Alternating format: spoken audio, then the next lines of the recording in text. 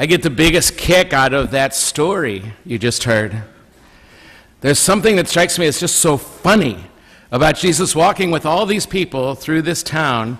They're all following him, badgering with questions. He's teaching a few things, getting to know folks. And all of a sudden he looks up and he sees this grown man, maybe like a 50-year-old man, sitting in a tree just above him. And I can't help but imagine Jesus laughing out loud at this ludicrous sight just there above him. Anybody here climbed a tree ever in your life? Raise your hand if you've climbed a tree. I'm impressed. Now raise your hand if you've climbed a tree in the last couple of years. The age difference is a little... People don't seem to climb trees much anymore.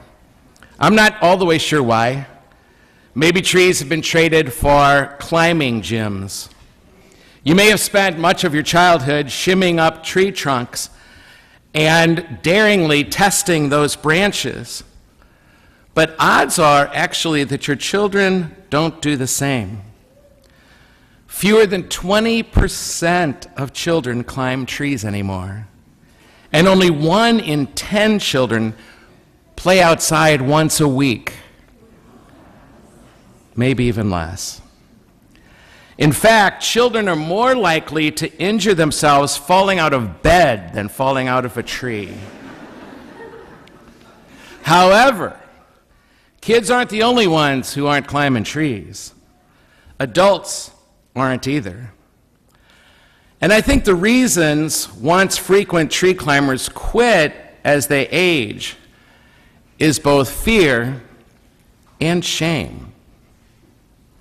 But while fear of leaving the ground behind at our age is natural, our embarrassment is learned. So just a couple of days ago, to celebrate my friend Zacchaeus, who is the key player in this story, I climbed a tree. I mustered up my inner ape, and I looked for a tree with very low-lying branches. And I gradually made my way to a perch, just about 15 feet maybe up that massive trunk. What kept me from climbing higher was my fear of coming back down. And the climb down was daunting. But finding that footing, as you know, finding my footing is everything. And a misstep makes me rely only on these 2 massive guns of mine, which sent me immediately the next day to that beautiful new athletic complex that you all have built for me just across the street. And I was worried, too, of one other thing, and that was if anybody happened to come by and saw this 65-year-old dude up there in the tree, it would probably look really, really dumb. And with my luck, I would know them. And they would say, "Father Gary?" as I hear more often than not. Yes, I would have been, honestly, truly embarrassed to have been seen up there. So even with a few scrapes and scratches and a clear reminder I need to get back to that state-of-the-art facility over there, I have to say that I recommend you give tree climbing a try again if it's been a while. Because while I was climbing, I remembered why we climb trees. One reason is because it's just so totally engaging. I mean, in the climbing, I'm only climbing. My mind is nowhere else but in that next branch. I'm only climbing. Another is the view. The view from up there, even at 15 feet in a woods, is so much different than you might expect, actually. Another is imagination. Trees are spaces where we can let our imaginations go wild.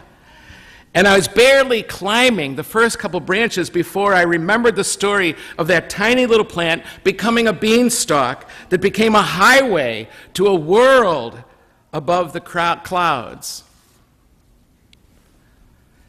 Another is wonder. Fears and embarrassments were quickly replaced by wonder about this experience I hadn't had for a very long time. And hanging on for dear life to a branch, I noticed things that I would otherwise have very much ignored, like the passage of a tiny little beetle through a seam in the wood or a bird's nest I had not noticed before, balancing in the treetop. And then there's that good perch. There's nothing like a good perch for gaining a fresh attitude. It's not the unique perspective of those astronauts that just landed after 150 days out in space, viewing the Earth from there. This wasn't that, for sure. But trees offer a more humble elevation and a new way of seeing what I've seen so many times before, but now from this different perch, this different perspective. An earthly escape accessible. An earthly escape accessible to most every man, woman, and child. And then there's the solitude of being up there. When I was a kid, my cousins and I used to do this all the time together.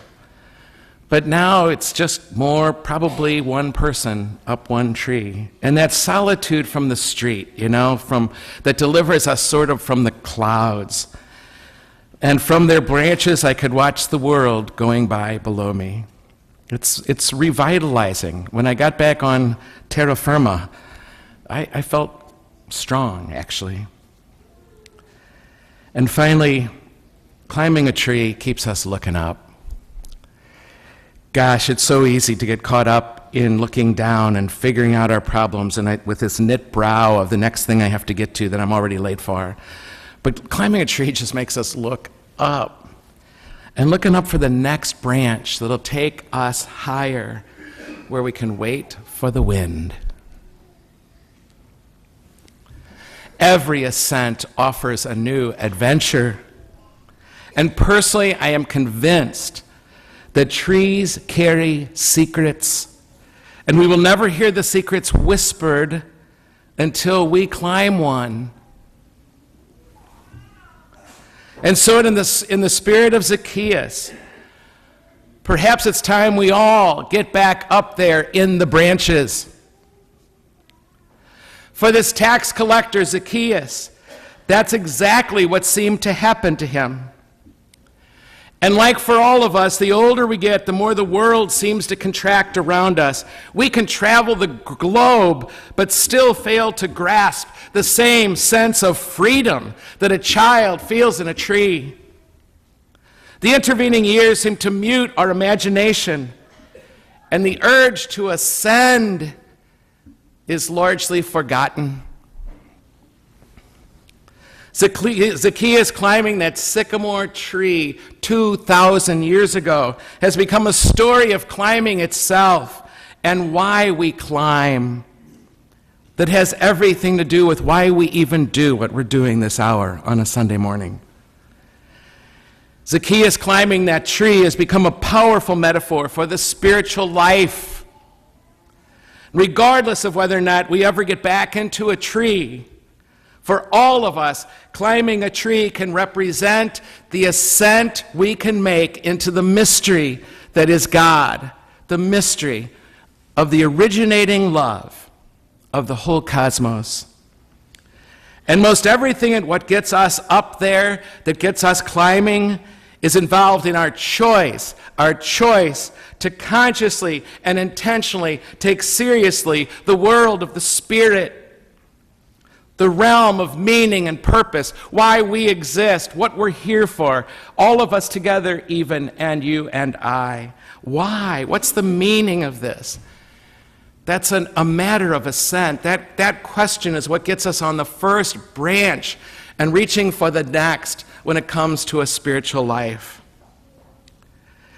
to take seriously the spiritual practices we engage that open us to life, to make a spiritual life part of our life, not an aside to our life, not running parallel to our life, but the very leaven of me becoming, of you becoming completely human. Completely human. That deepen our capacity, spiritual practices that deepen our capacity to give and receive love and learn how to be present, learn how to be just present where we are when we're there. The discipline of presence is another spiritual practice that opens up all the love in the universe right where we are. You see, one of the reasons we don't take the practice of faith more seriously, it is because we get embarrassed. We get embarrassed in a culture like across the street or up in the residence halls to get up on Sunday morning or make our way from a study group to get to Mass. It can be embarrassing to see people look at us funny or roll their eyes when we tell them we're believers, Catholic, Christian, whatever, seekers. It can be embarrassing, and I know many a person has felt embarrassed over there, including myself. And also, it can be embarrassing to talk about our spiritual life or our practice, actually, where we work, or even in our relationships with our spouses. I have to say, I envy those of you who have found a partner in life with whom you can talk to about stuff like your spiritual life or the state of your soul or what happened between you and God when you were praying today, or what you heard or felt or came to when you were at Mass. Whatever it was, who could talk freely about matters of the soul. I just don't see it in many relationships. I really don't, even in many marriages. And this relationship, this fundamental relationship with the divine, with divinity itself, with the ground of all being, it's always going to be a climb, and everything that goes with the climb. But most don't talk about it with each other in order to be encouraged or to share what happened for them. It's hard to get words on it even, I know. But I really hope the CSC, for our students and for all of you who gather with us, I hope the CSC is like a climbing gym for you, where you can learn what branches you can trust, what you can count on to take you higher in this ascent, to make this climb along the way, and to know that all the people around you this very second are people who are climbing alongside of you to make that ascent into the mystery, into the fundamental mystery, the originating mystery of everything. We need help to test those limbs to see if they'll hold us, really, and whether or not we can do this out there in the world. I find community so essential, so absolutely necessary to keeping ourselves out of the self-centered part of a spiritual practice. Yes, as you know, and you've heard me say many times, even spirituality itself, even going to Mass, can be all about my fulfillment and what I get out of it, and end up avoiding the necessary sufferings of love and life. Yes, they are necessary. And we can craft a spirituality that will help us subvert or get around those things and not deal with them, and that's a loss. Even our spirituality becomes about us then instead of this other. And we need to make sure we're not unintentionally making the spiritual life all about us and not about the one who is love, self-emptying, self-giving love. Another reason we don't make the ascent, it seems to me, is because of those scratches and bruises we get along the way, and maybe even the times we fall far from that climb, far from the climb.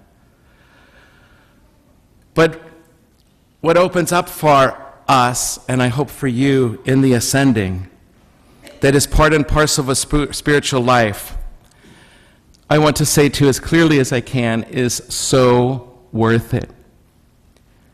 Your practice will put you behind in your homework.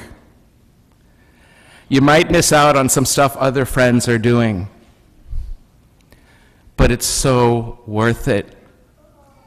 And that's not just Gary Brown saying that, that's the beginning of humanity have been stepping on these branches through the Jewish tradition 3,000 years ago, through the Christian way 2,000 years ago.